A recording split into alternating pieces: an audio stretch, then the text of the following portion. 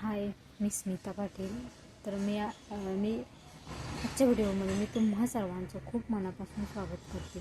तर मी Canva series start करणार आहे. स्टेप बाय स्टेप पूर्ण कॅनवामध्ये डिझायनिंग कसं करायचं याचा सविस्तर व्हिडिओ मी टाकणार आहे. तर ज्याला फ्रीलान्सिंग म्हणून जर कोण करू इच्छित असेल तर त्यांनी प्लीज व्हिडिओ पूर्ण सगळे बघावे. 2 दिवसांनी एक व्हिडिओ मी अपलोड करणार आहे. तर आपण आज कॅनवाविषयी बेसिक माहिती बघणार आहोत.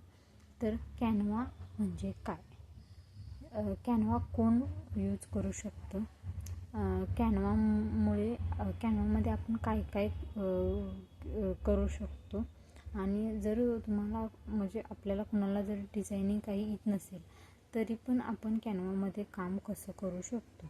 तर कॅनवा हे खूप एकदम सोप्या पद्धतीत शिकायचं आणि एकदम छान ॲप आहे. तर कॅनवाची बेसिक माहिती आपण पहिल्यांदा बघणार आहोत. कॅनवा म्हणजे काय, तर कॅनवा हा एक लोकप्रिय असा एक टूल आहे ज्याच्यामध्ये आपण खूप छान डिझाईन्स आणि एकदम सोप्या पद्धतीने तयार करू शकतो. तर कॅनवाची वैशिष्ट्य आपण बघणार आहोत. कॅनवामध्ये आपण ड्रॅग टू ड्रॉप एडिटर म्हणजे स्केच तयार करण्यापासून ते डिझायनिंग पूर्ण कंप्लीट करेपर्यंत पूर्ण आपण त्यात एडिटिंग करू शकतो. हा पहिला पार्ट झाला त्यातला. हजारो मोफत टेम्पलेट्स आहेत. टेम्पलेट्स म्हणजे काय, तर रेडीमेड डिझाईन्स असतात तिथं, म्हणजे आणि त्या आपण कस्टमाइज करायचे असतात. किंवा तिथं एखादा फोटो असला तर तो काढून तिथं आपला समजा यूट्यूब थंबनेल जर असेल तर तिथं तो जो फोटो तिथं आहे तो काढून आपण आपला फोटो त्यात इझिली ॲड करू शकतो आणि तो यूट्यूब थंबनेल इझी तयार करू शकतो. असे हजारो टेम्पलेट्स तिथे तयार.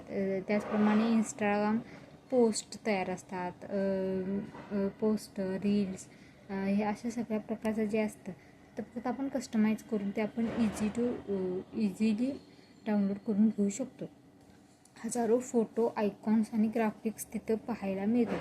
हजारो फोटो तिथं मिळतात कोणत्याही पद्धतीचं. समजा तुम्हाला जर एखाद्या कंपनी म्हणजे फेसबुक वगैरे जर असेल तर त्याचा लोगो आपण इझिली तिथं घेऊ शकतो आणि तो आपल्या डिझायनिंगमध्ये वापरूसुद्धा शकतो. टेक्स्ट आणि फॉन्ट कस्टमायझेशन. फॉन्टमध्ये तिथं मला वाटतं हजारो प्रकारचे फॉन्ट आहेत तिथं. तर ते मग तुम्हाला जो कोणता त्यातला फॉन्ट हवा आहे तो तुम्ही तिथं घेऊन तुमची डिझाईन आकर्षक आणि डिझायनिंगची गुणवत्ता वाढवू शकता.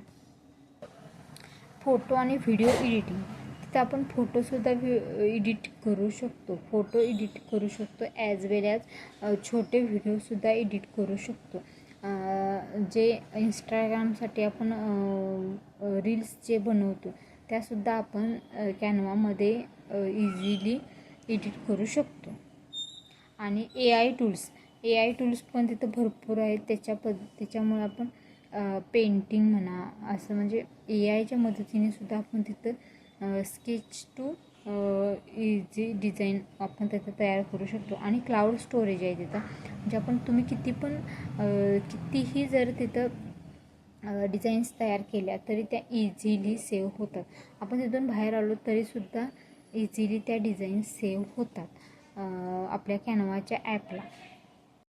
तर कॅनवामध्ये आपण आपल्याला काय तयार करता येते, तर पहिल्यांदा यूट्यूब पोस्टर्स आणि थंबनेल. आता बघा, जे यूट्यूबर्स आहेत त्यांना थंबनेल पण लागतं आणि आपला जिथं फोटो आपण आयकॉन म्हणून टाकतो तिथं यूट्यूब पोस्टर्स म्हणून पण कस्टमाइज करायला लागतं. तर आपण यूट्यूब थंबनेल आणि यूट्यूब पोस्टर जे आहे ते आपण इझिली कॅनवामध्ये कस्टमाइज करून घेऊ शकतो.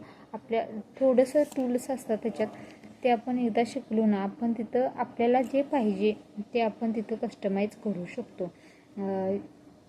त्याचप्रमाणे इंस्टाग्राम पोस्ट आणि इंस्टाग्राम स्टोरीसुद्धा आपण तिथं तयार करू शकतो.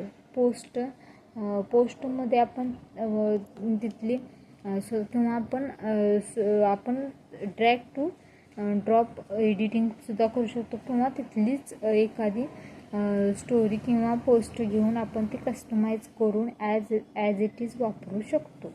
कस्टमाइज करायचं स्वतः डिझाईन आणि मग ते ॲज इट इज वापरू शकतो. तर फेसबुक पोस्टसुद्धा आपण तिथं इझिली डिझाईन करू शकतो.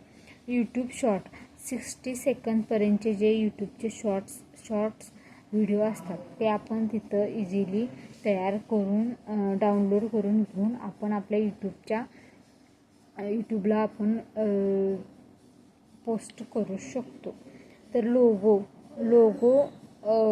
लोगो तिथं आपण कस्टमाइज करू शकतो, किंवा तिथला लोगो घेऊन आपण त्यात थोडा बदल करून तो आपण ॲज इट इज वापरू शकतो, किंवा आपण स्वतः तयार करू शकतो. रिझ्यूमसुद्धा आपण तिथे तयार करू शकतो, ॲज वेल ॲज पोस्टर्स, फ्लायर्स आणि व्हिजिटिंग कार्ड्स आणि इन्व्हिटेशन कार्डसुद्धा आपण इझिली कॅनवामध्ये डिझायनिंग करू शकतो. प्रेझेंटेशन जे असतं 10-20 स्लाईडचं जे प्रेझेंटेशन असतं ते आपण अर्ध्या ते 1 तासामध्ये आपण ते तिथे तयार करू शकतो आणि इझी डाउनलोड करून घेऊ शकतो आणि इझिली आपण वापरू शकतो. ई बुक्स असतात ते सुद्धा आपण तिथं साईज घेऊन ई बुकची साईज घेऊन तिथं आपण ते ई बुक तयार करून ॲमेझॉन आणि फ्लिपकार्टला आपण ते सोल्डरला पण ठेवू शकतो. आणि तिथं बेसिक व्हिडिओ एडिटिंगसुद्धा कॅनवामध्ये होते.